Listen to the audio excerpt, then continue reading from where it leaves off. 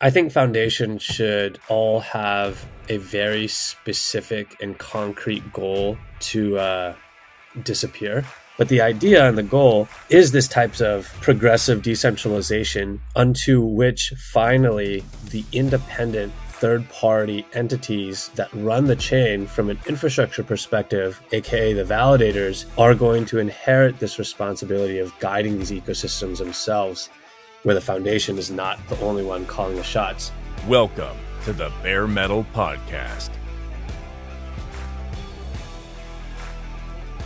Hey everyone, welcome to the Bare Metal Podcast today. As is customary in the beginning, I'd like to invite everyone to the Gateway Conference in Prague in June 3rd to 5th this year.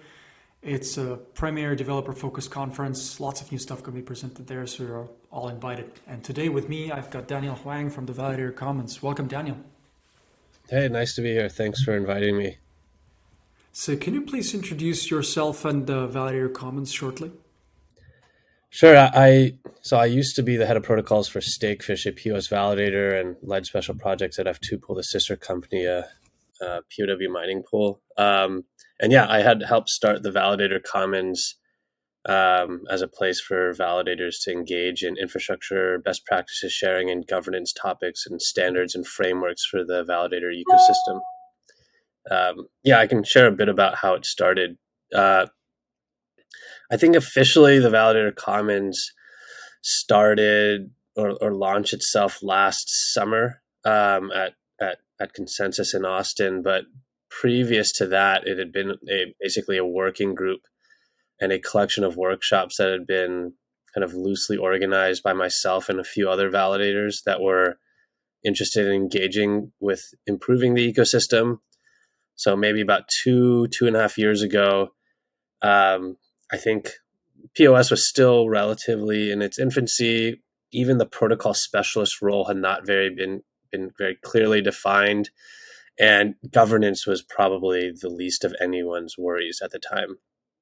So what had happened was I was actually moderating a panel at Masari Mainnet almost 2.5 years ago of validators. And I knew for a fact that a lot of validators were not, for example, communicating how they were voting.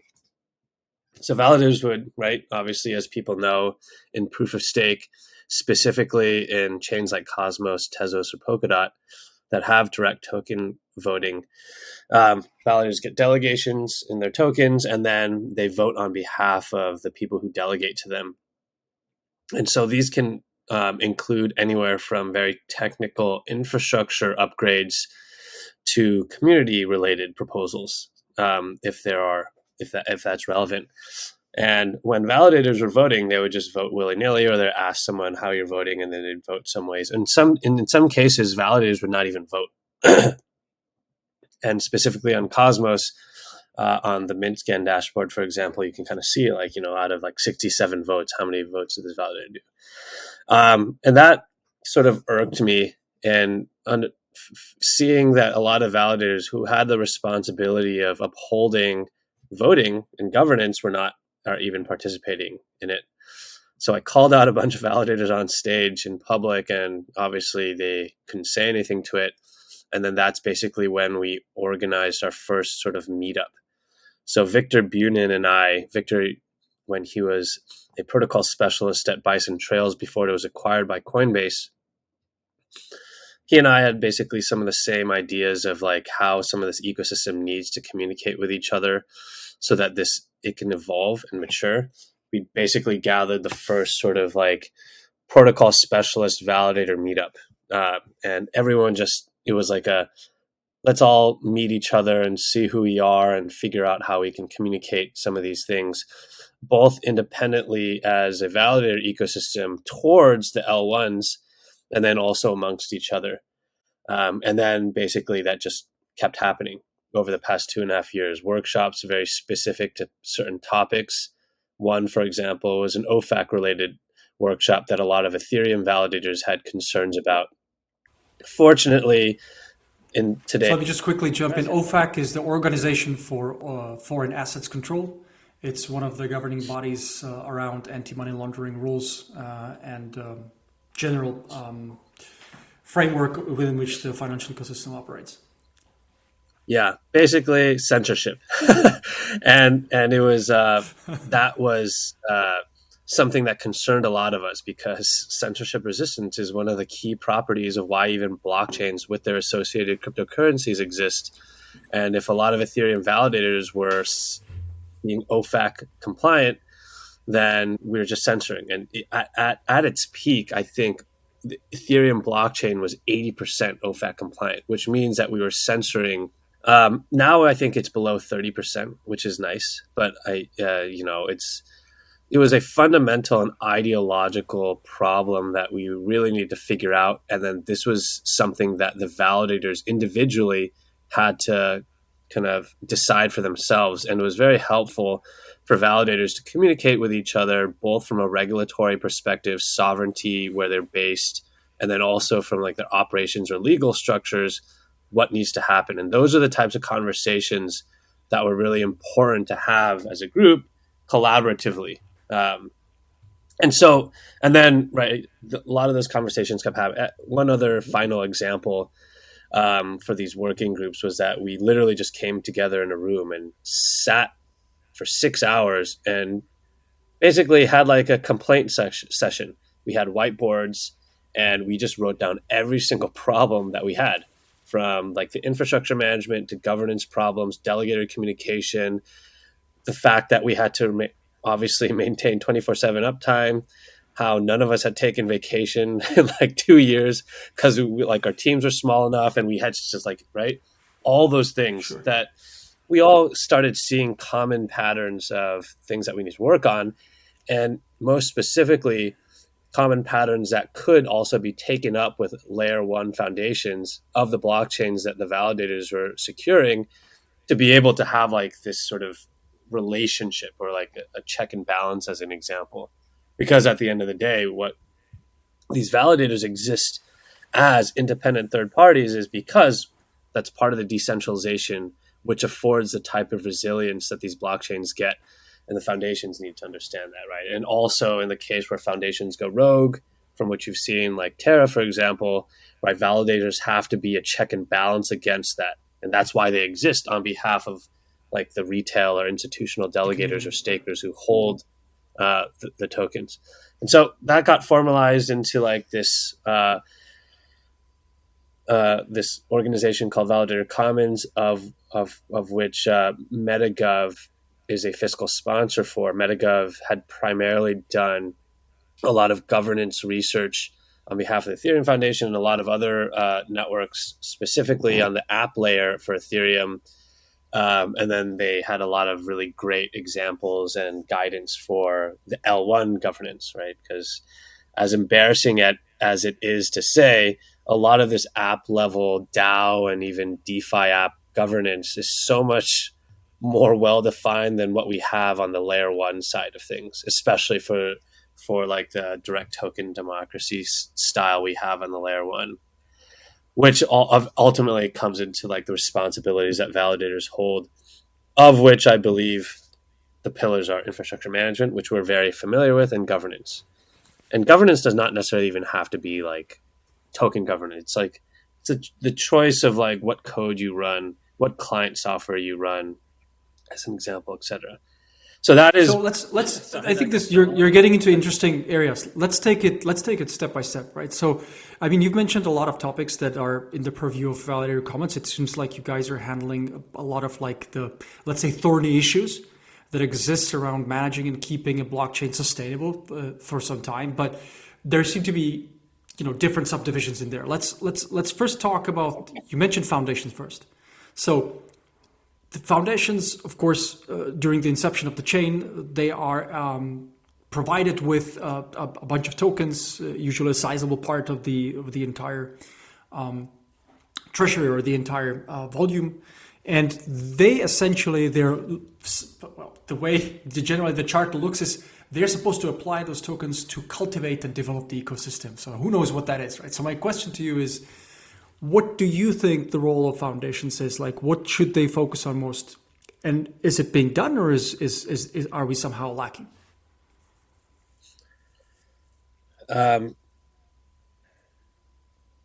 I think foundations should all have a very specific and concrete goal to disappear.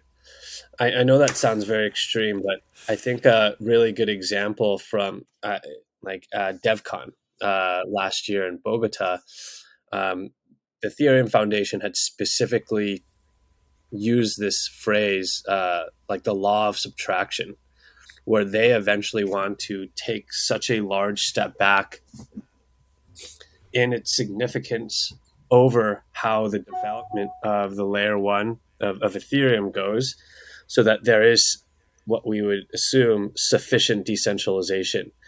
That can also go into the host of issues around regulatory clarity, etc. What is a security? What is not? But the idea and the goal is this types of progressive decentralization unto which finally the independent third-party entities that run the chain from an infrastructure perspective, aka the validators, are going to inherit this responsibility of guiding these ecosystems themselves, where the foundation is not the only one calling the shots. AKA, really great example. There's this article written by Chris Remus from the Validator Chainflow called The Rise of the Activist Validator, where there is a particular section in there that talks about how the phenomena that we had been seeing more so in the early days of POS is that foundations say jump and all the validators say how high, which is perhaps a bit necessary in the very beginning of L1s. But then progressively, you would want to see the validators have more of an independent stance in terms of what they are capable of doing and then how they're able to guide it themselves, which means that it's not like a centralized show. The point of these blockchains is to be decentralized, and then the decentralization comes from most specifically the infrastructure management of the chains. Right. I mean, really, just double clicking on that again, right? Because so that's it. Sounds really enticing. Like the goal of the foundation should be to set up the system so it doesn't have to be there. But this is almost like a Zen formulation, right? Can we dig deeper into the steps or like the aspects the foundation has to focus on in order for that to happen? I mean, it almost sounds kind of scary, right? So, hey, I'm just going to disappear here and you guys go and manage that. In my mind, the foundation would need to be really deliberate and careful about how they prime this so that step can actually happen. So what are the things, how should they talk to the validators? What are the things they should make sure are handled? You know, what topics appear in this discussion? Yeah, there's basically two ways, right? One is the extreme way, which is right Satoshi, and then he disappears, and then it's upon a lot of other ecosystem participants in the Bitcoin community to like form their organizations to continue the development of Bitcoin, right? Of which you can argue has been fast or slow or meaningfully slower or not fast enough, but like, and then there's like the obviously like the slower progressive way, which has its own risks, right? Like progressive decentralization could potentially be as long as possible or short, or if there's concrete steps. I think the reading between the lines there for the type of progressive decentralization of which foundation teams that have, let's say, raised money from VCs or through ICO,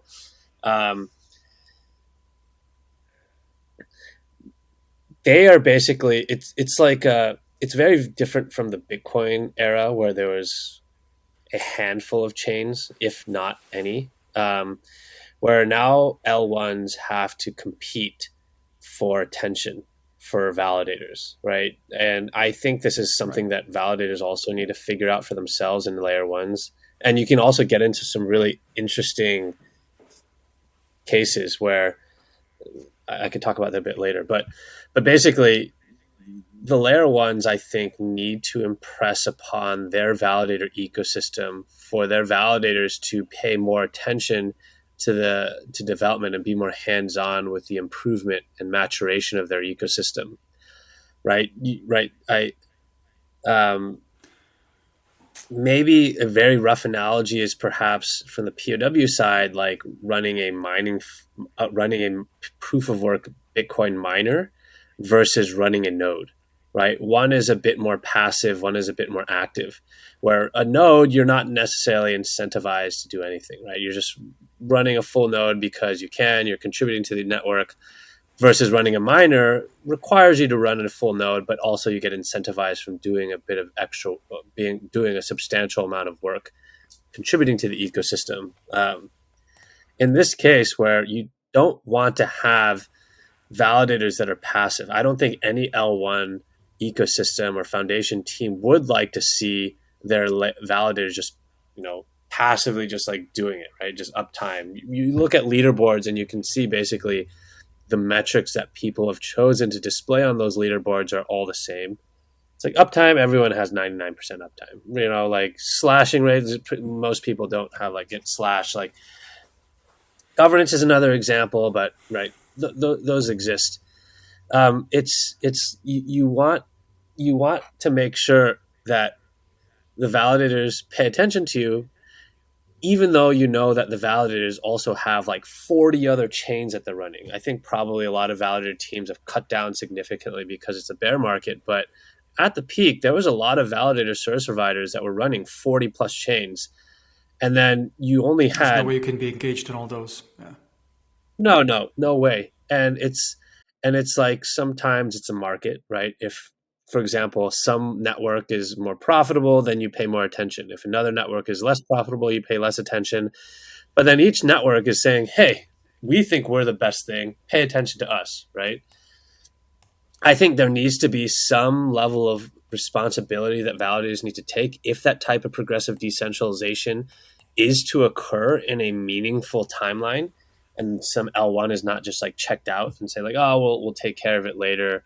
And we're going to continue to run this team that's going to push out these upgrades, and we're never going to be decentralized, or we're just going to shut down or fade into obscurity. Validators need to be able to understand what they need to do and understand that they play a very pivotal role in making sure that these ecosystems are decentralized. And perhaps that means that they should not manage so many chains. Maybe they should have certain relationships with these L1s. Maybe there's like a terms of service agreement that needs to exist where a validator has to pay that ample enough time to help that ecosystem. Because if we're not, then as you and I were talking a little bit before we started recording, is like we get this like bystander effect that just like gets everyone, passive and complacent. And at the end of the day, that affects the token holder, right? The stakeholders that, for various reasons, why they bought tokens, they speculate on to use, etc., right? But then the validators are pretty much a very pivotal part of how these ecosystems grow, get progressively decentralized, and then also support the people that they are taking delegations from. And would you call out like any particular chain in Cosmos that's doing a good job in this, that feels it's like they're on this path and they're moving forward, things are progressing?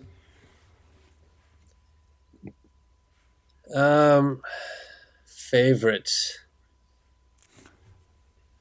I have examples of very bad cases going on, but maybe I don't want to name them. Either works. Either works.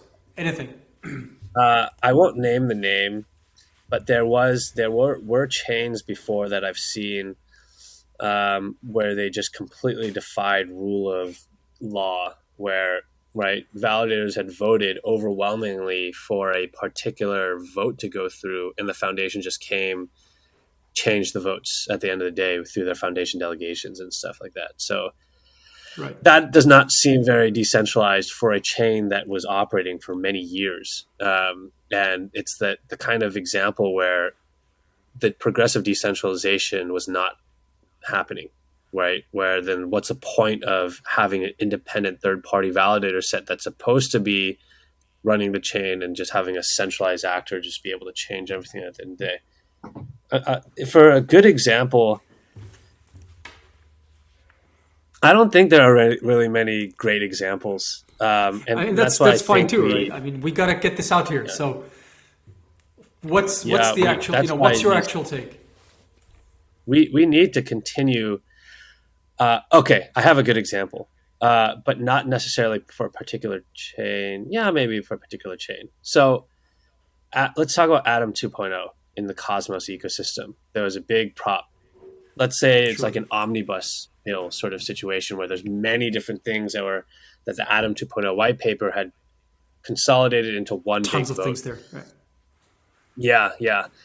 Maybe it would have been better to like do like piece by piece, right? Slowly, but I'd seen the paper and I had helped contribute to a bit of it, but uh, and so when it failed, I felt bad, right? Like this was a lot of really meaningful steps that, right, during Cosmoverse and Medellin last year, like this is the big fanfare, right? The big like, and it was exciting. Unfortunately, it failed. But I think the silver lining on that cloud was that you got a lot of validators to really be independent and kind of voice their strong Vocal. opinions on Yeah. On behalf of a lot Twitter. of their delegators. 100%. Yeah, yeah, and that's what made me sort of proud because let's say 3 years ago or 2.5 years ago, I don't think validators would necessarily have had the they would not have probably done the same thing. They would have just like kind of in a situation like I had mentioned with the chain flow article, the foundation, the people who wrote the article, the people who wrote the Atom 2.0 white paper were not the foundation, but they were basically like, let's call them the Let's call it Cosmos OGs. royalty. Yeah. Right. Yeah, yeah. Oh, geez, that's a better word. But like, people, they would have said jump and everyone would have said how high and just immediately signed on. Right. But then the fact that a lot of validators said no and were pushing back was an example of them flexing their power in terms of their check and balance against this sort of initiative, right? Which means like we're the validator ecosystem and the organizations that make it up are growing. They're growing up, right? Maybe they were children and they were just being told what to do, but they're not. Yeah, they're finally realizing that they have a voice, that they have the ability to like meaningfully help guide the direction of, let's say, for example, in this case, the Cosmos Hub, and then they believe they believe that they have the autonomy to be able to make those types of decisions, which means that there is, right, this is a clear case of how decentralized that ecosystem was, right? It's not necessarily centralized in which like someone saying, yes, do this, and then everyone follows, right? People are thinking for themselves. And I think that autonomy was something that made me really proud of in terms of like a member of the validator ecosystem.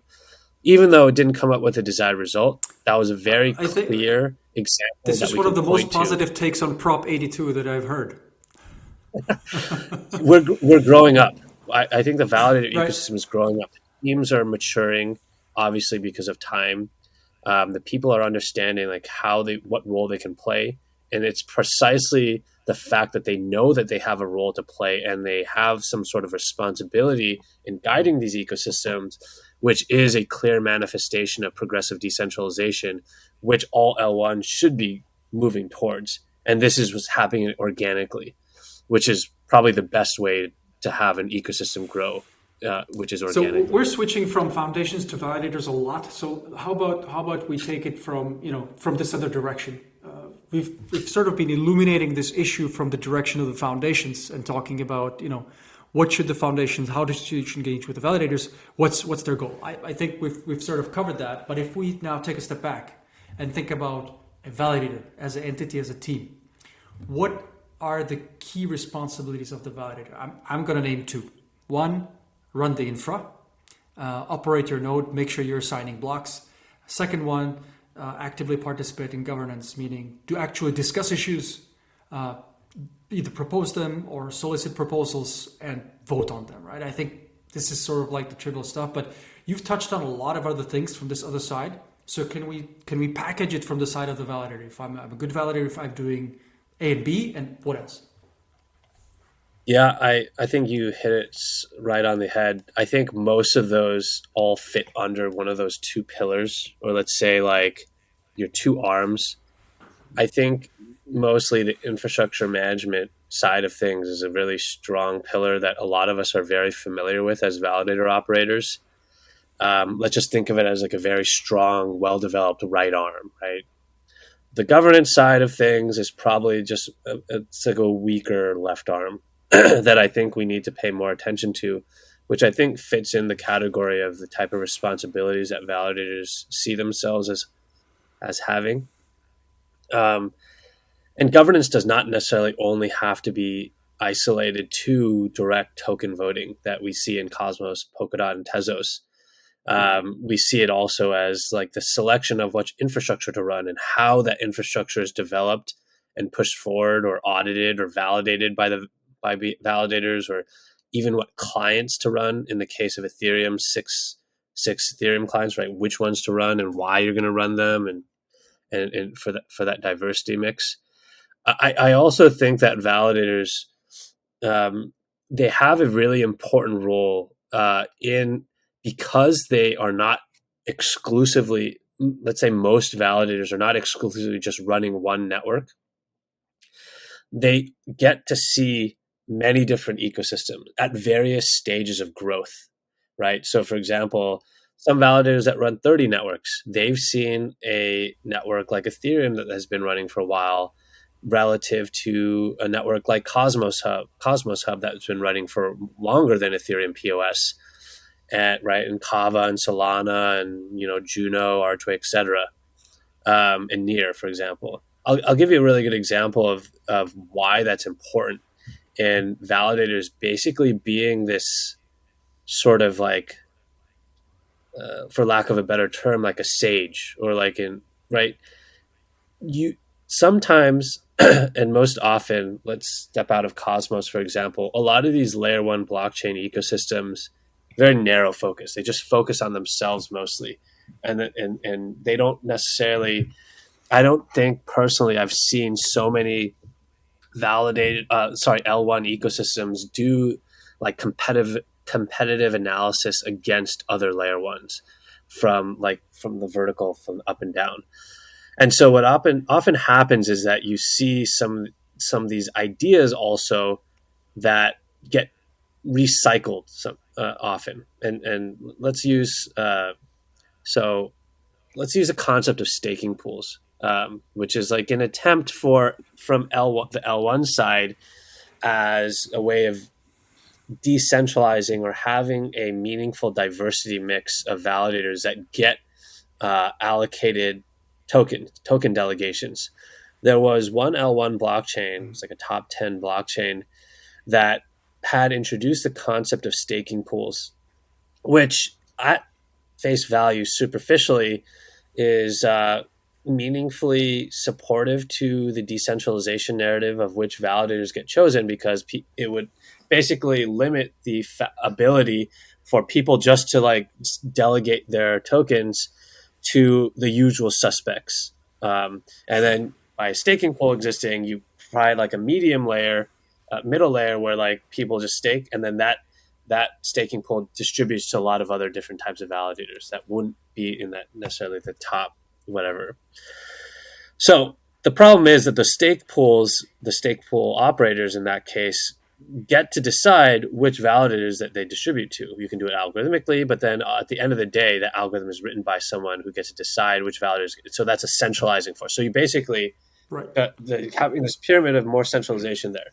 So that's a problem that I had actually presented a workshop in one of these validator working group meetings, and then introduced that and brought the L1 Foundation to come and talk about it and discuss it with other validators. So that existed. And so we as validators were very clear and understood what was going on with that. We saw another layer one ecosystem, maybe I think 6 months later, come up with the same concepts. And I was on their advisory board, that layer one blockchains as a validator advisory board. And they were like, hey, this is something we're going to do. We're going to do like this great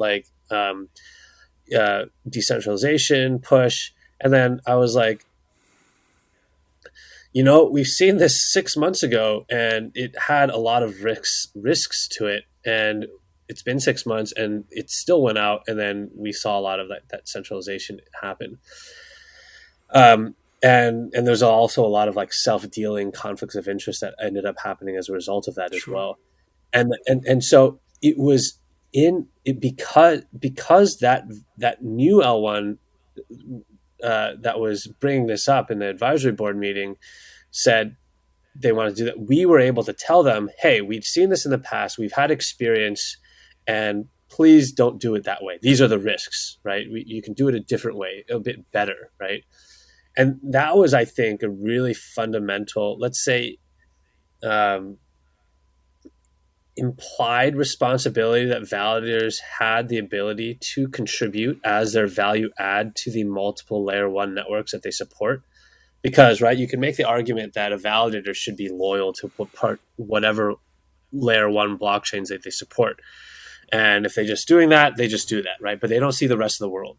For multi-chain validators, they get to see the rest of the world, and they are well-traveled, let's say, for example, in these different ecosystems that they support, and that is the ability that they can contribute. Maybe there needs to be a distinction between validators that are solo network versus multi-network, and then you can have a very good, healthy, diverse mix of that. But I think that is probably which fits in between those, let's say, pillars or arms of what a validator is responsible for, that they can contribute meaningfully. And then that's part of like how you get validators kind of helping these L1s push forward and mature and evolve. Right. I mean, that sounds like an obvious thing that, experience.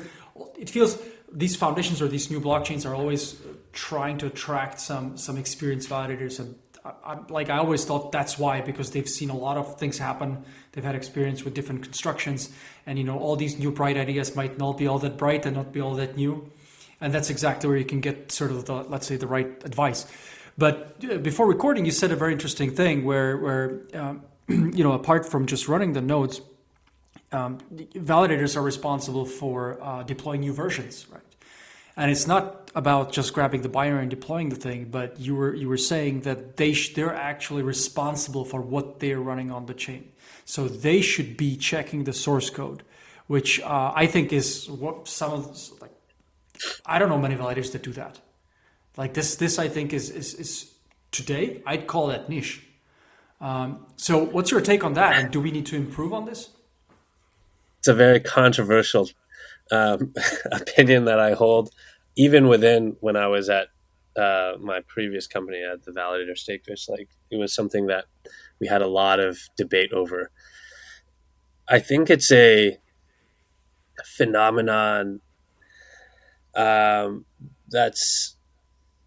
goes like this. When times are good, let's say, for example, we start off with a set of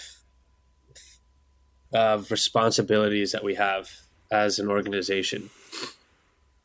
And then there's various contingency plans that exist in, like, oh, if this extreme example happens, we have to do this, or if this extreme example happens.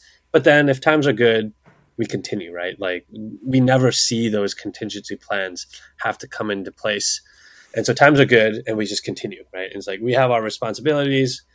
Okay. My analogies kind of suck, but let me try to do a good analogy. Let's say, like, you're maintaining an airplane. You're a pilot in an airplane, and you're doing thousands of like takeoffs and stuff, right? And usually before these takeoffs, you do a check around the airplane to make sure all the valves are well run, or like, so right. There's no birds in the engine. Yeah, exactly, right. And some of these are like default, like, of course we have to check this, but like 9 times out of 10 or 99 times out of 100, you don't see anything wrong with it. And sometimes you stop checking. Because 99 times you haven't seen anything wrong with it. So you continue doing your airplane, and then there comes that day where that 1 out of 100 probability something went wrong, and then everyone dies, right? Like the airplane crashes. And then it comes to the case where people are like, hey, yeah, I know we had this probability, this responsibility of checking, but we never checked. Um, should it have been our responsibility? We don't have the staff to check. We fired the cleaning staff or like the maintenance guy because he was not doing it. He was just sitting around all the time because there's nothing to maintain, right? Like, and so we don't have him anymore, and we're just continuing to run this airplane.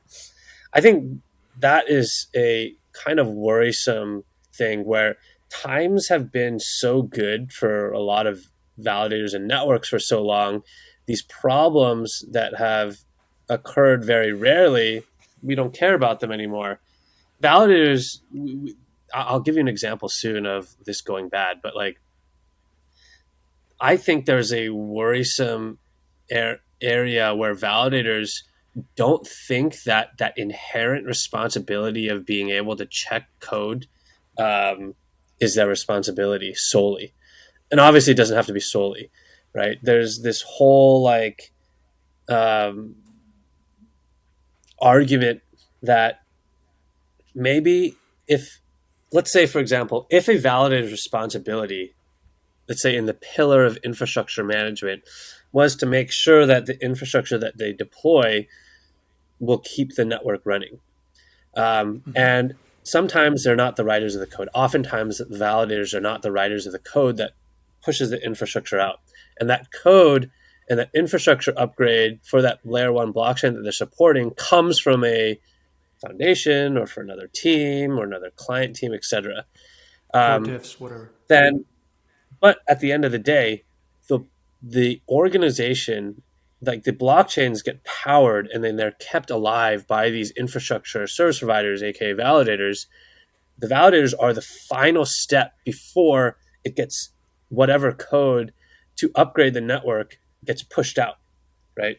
To literally, plus they take the risk of operating the code, right? So if you talk to core devs teams or foundations, the argument is always, oh, we just write software. We're a software company, right? So the execution risk, the operational risk is actually pushed out to all these individual validators who are then operating the software, which comes with it, as you've mentioned way back in the beginning, a lot of legal encumbrances or things that you have to be careful about. So in my mind, what I'm saying is this is even more supporting the view that validators should be very careful about what they actually run on their infra, right? Because it's their responsibility whether they like it or not. I'm not even clear on whether validators actually understand where they stand with respect to the legal system as the runners of the code and processors of blocks and transactions.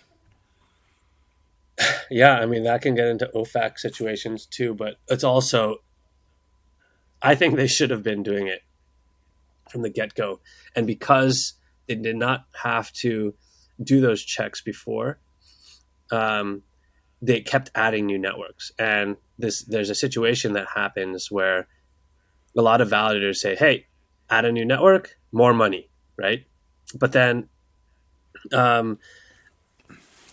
if you add 30 networks, you don't have the ability, the financial capability or the human and technical resources or expertise to be able to check all 30 networks whenever there's an upgrade going.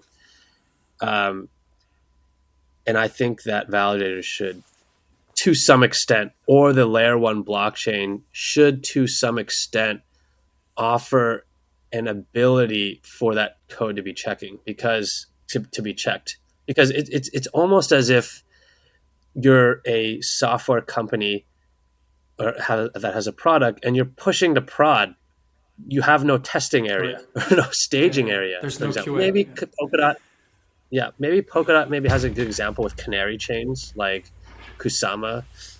But the reality of why Kusama existed perhaps is also another example of like, because there's a parity hack and they needed money and, they had to raise another round for certain things. But but canary chains exist, right? Gnosis chain, Gnosis beacon chain is kind of the canary chain for Ethereum POS now. Kusama is for Polkadot.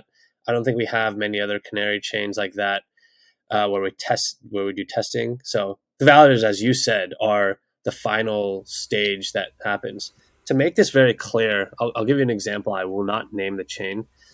There was a case where there was a code upgrade that a network had to do because they needed to make a pretty fundamental and controversial decision to like remove some funds from a particular wallet and send it to a community controlled address. So that all was great. Some people were unhappy, some people were happy, and this also came into like a legal sort of situation too that fortunately did not happen. But then there's the core devs of that particular chain pushed out the controversial code upgrade for the chain that all the validators pushed out. Great. Governance worked. Like people voted. We had this happen. But what happened was that the tokens that were supposed to be distributed or sent to a particular community-owned address, that address was misspelled. There was a typo. And so the money went into a dead address. And so that basically money, I think it was almost $40 million worth of tokens at the time, disappeared, or it was broken. And then now the blame game started. Everyone was saying, whose fault is it? Like, why did the money go? Who was supposed to be responsible for checking whether that code that we had pushed into a live production environment was accurate or not? This is something literally that could have been done by not a technical person either, right? Just like a lay person could have said, let's just double check that the address is correct or not. That did not. All of the 100+ validators on that network did not do a single check on that. And then that really brought up to the forefront. This is that one out of that 100 times where there was a contingency plans that were supposedly responsibility of validators to check, to not check. And then now everyone's like blaming each other. Like it's the core dev's fault. It's the validator's fault, right? And it's various levels of like responsibility. Obviously, it's everyone's fault because we should have all been just doing our jobs. And if it was our job, if it was the validator's job to be validating the types of upgrades that we're putting or code that we're pushing in to live production environments without even testing them ourselves, then there's probably some responsibility that we had failed to uphold.